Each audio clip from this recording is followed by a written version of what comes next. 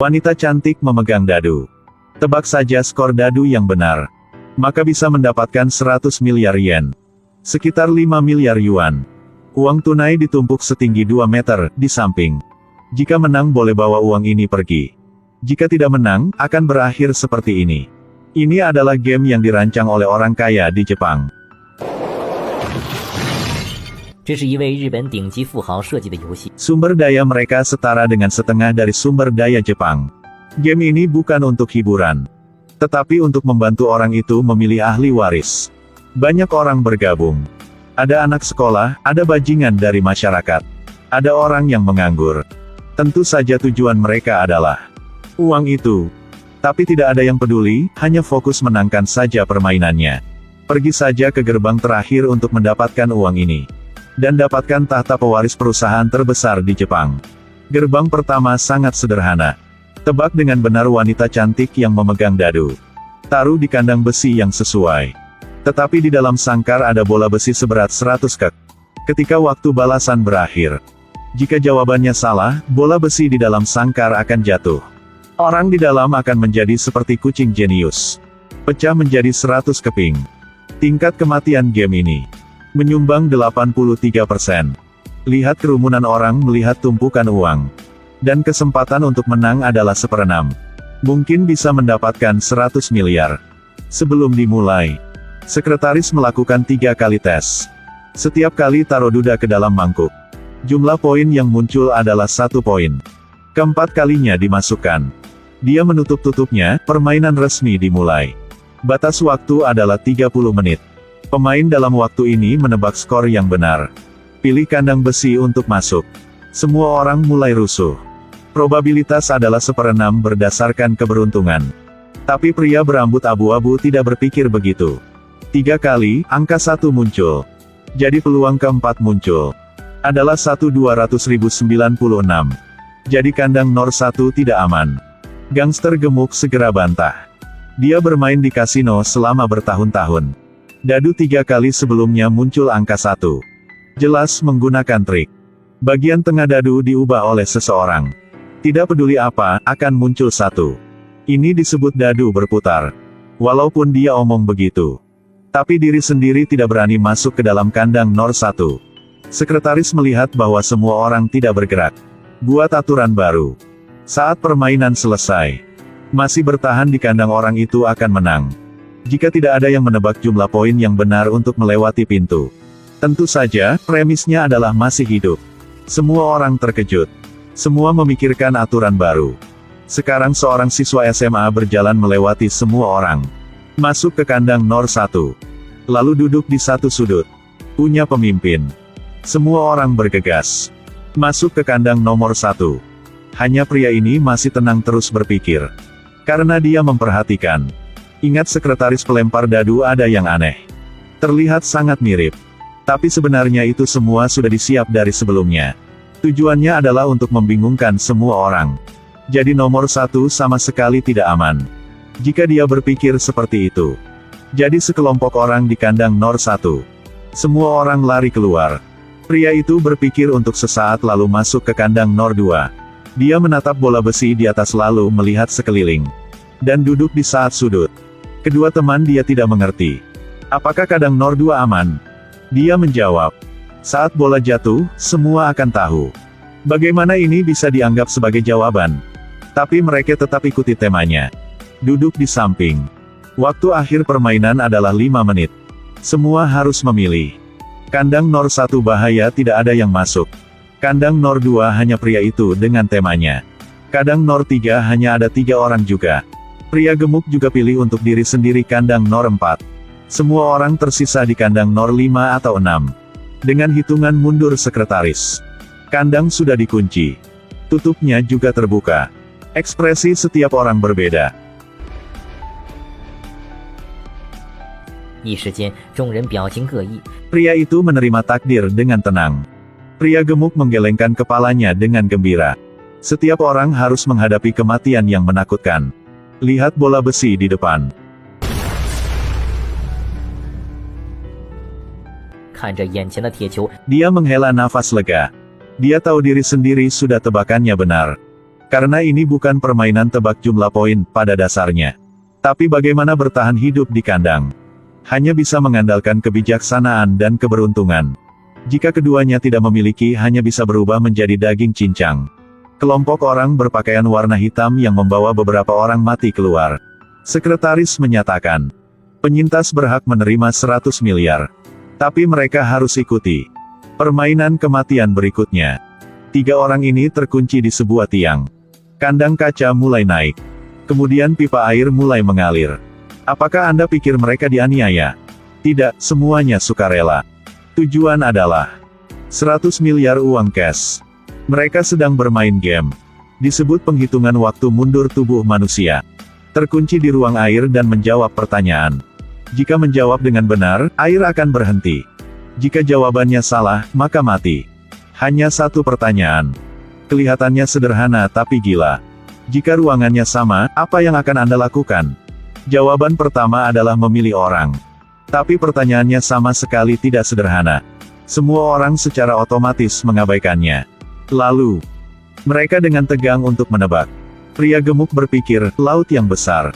Juga mengatakan dada ayam dan ikan. Tapi apapun jawabannya, mereka tidak berani pilih jawaban. Karena jika menjawab salah akan kehilangan hak untuk menjawab. Ending hanya bisa mati saja. Kecuali ada orang menjawab dengan benar. Air baru berhenti. Ketinggian air masih belum terlalu tinggi. Pria ini sangat santai. Pria gemuk mulai khawatir. Ingin memegang pilar di depan dan memecahkan kaca. Tepat pada waktunya untuk melihat simbol mistik yang tersembunyi. Pria itu baru melihat. Mengidentifikasi ini sebagai simbol dalam matematika. Melihat sekeliling ruangan sekali. Sebenarnya ada 3 sudut di sini. Setelah perhitungan selesai, ternyata sudutnya itu 36 derajat. Jadi jawaban adalah 36, tapi jawabannya hanya 20, tidak benar. Jadi apa yang diwakili oleh 36? Dia tidak mengerti. Semua orang di dalam ruangan itu juga tidak tahu.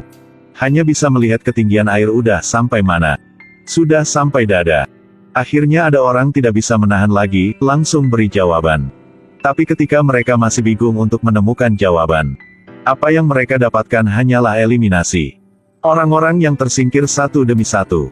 Tangisan itu terus terjadi. Peserta hanya sisa pria ganteng itu. Dan satu anak SMA yang tidak memberikan jawaban. Ketinggian air mencapai dagu. Pria itu mulai tegang. Mendongak dan melihat seekor burung terbang di langit. Dia langsung sadar.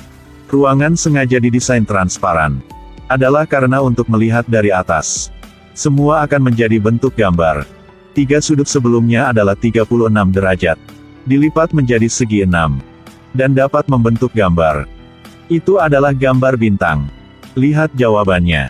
Tentu saja, jawabannya adalah bintang. Pria gemuk sangat senang. Terus memuji pria tampan itu adalah iblis. Ketika dia hendak menekan tombol jawab, ruangan lain merampok satu langkah di depan. Klik pada jawaban bintang. Bagus sekali, sudah selesai. Jawaban bintang salah. 星星的答案是错的。 Ini sudah di luar ekspektasi. Pria itu langsung terkejut. Ketinggian air masih naik. Dia berjinjit ke atas. Baru bisa mengangkat kepala ke permukaan air. Dia langsung melihat semua jawaban. Setiap jawaban dihapus. Akhirnya melihat jawaban nomor 16, kincir. Dia langsung menyadari. Dalam segi 6. Tidak hanya bintang tetapi juga ada kincir. Dan jawaban ini punya dia.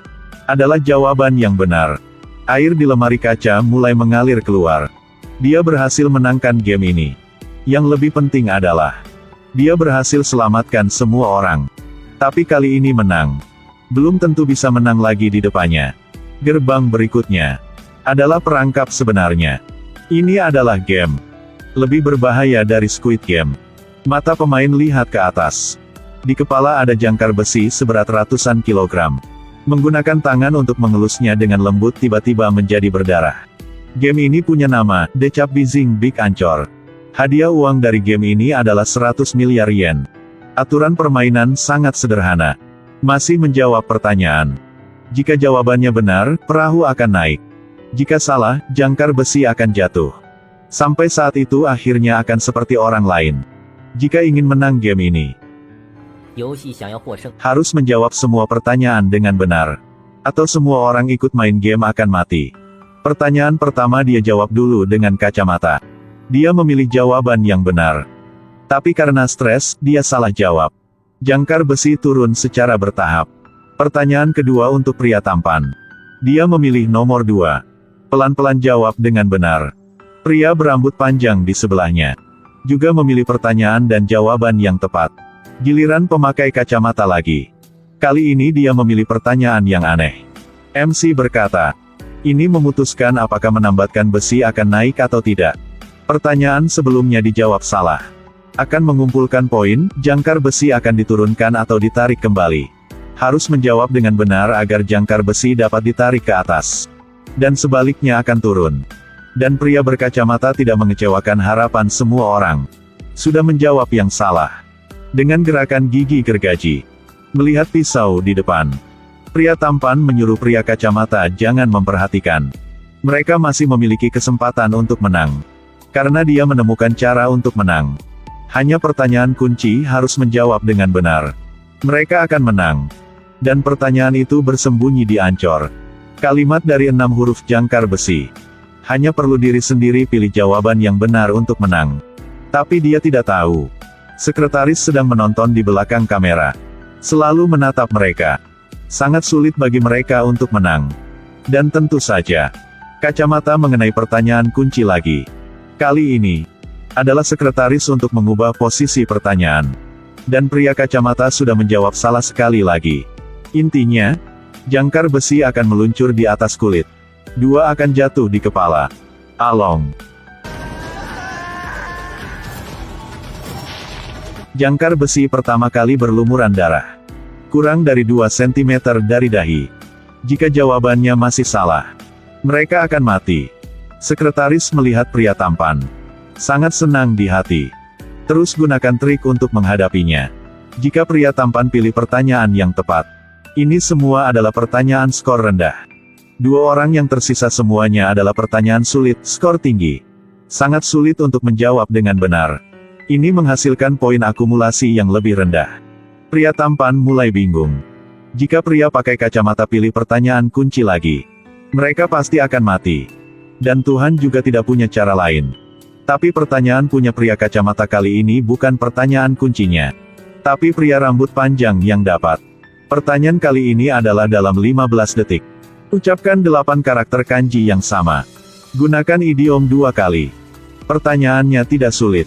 Pria rambut panjang mulai menjawab. Tapi pria tampan di samping. Menghadapi kematian agak di luar kendali. Dia berteriak dan gemetar. Membuat rambut panjang tidak bisa berpikir. Lihat waktu hampir habis. Dia hanya bisa mengucapkan 3 kata. Dan roda giginya telah turun. Mulai bergerak. Dada. Wasit mengangkat kepalanya.